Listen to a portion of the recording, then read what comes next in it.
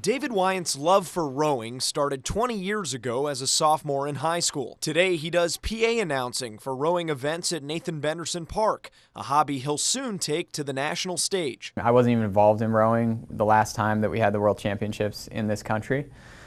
So I have never actually seen a regatta at this elite level, let alone announced it. The last World Championship rowing event in the United States was the 1996 Summer Olympics in Atlanta. Wyant says it's not far from what we'll soon witness here. I explain it to people, it's the Olympics in a non-Olympic year. Like the view from the top of the brand new Finnish Tower, this event has been part of a bigger picture, an event 4 years in the making, and organizers are nearly at the finish line. At Benderson Park, we're seeing the final stages of a build-out, the likes of which the facility has never seen. Boat racks for over 70 countries, 177 large white tents, and a 2,100-seat grandstand for an anticipated 40,000 spectators. All the planning that we've been working on is really coming to fruition at this point, and we're seeing construction all around us, so it's a real exciting time out here. Outside the park, about 1,800 local volunteers receive last-minute training. Many stopped working years ago, but signed on to help the Suncoast put its best foot forward. Whatever they tell us we need to do, check bags, frisk people, whatever they think we need to do, we're going to do it. There's a wonderful crew out here.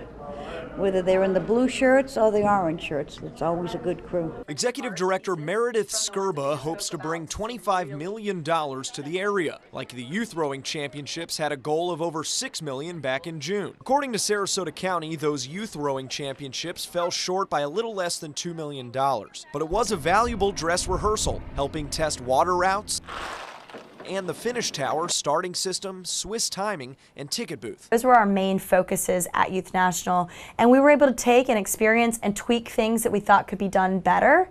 And we're going to utilize that experience and knowledge that we gained through Youth Nationals at the 2017 World Championships. But every journey has ripples, and one last-minute wave was the arrival of Hurricane Irma. The monster storm knocked over a few trees on the property, but worse, blew flight schedules off course for several teams. Some of the lighthearted countries just chalk it up to the Florida experience. I know that it's hot. We knew, we heard a bit about that before we came, that there were alligators here, which is different for us in New Zealand.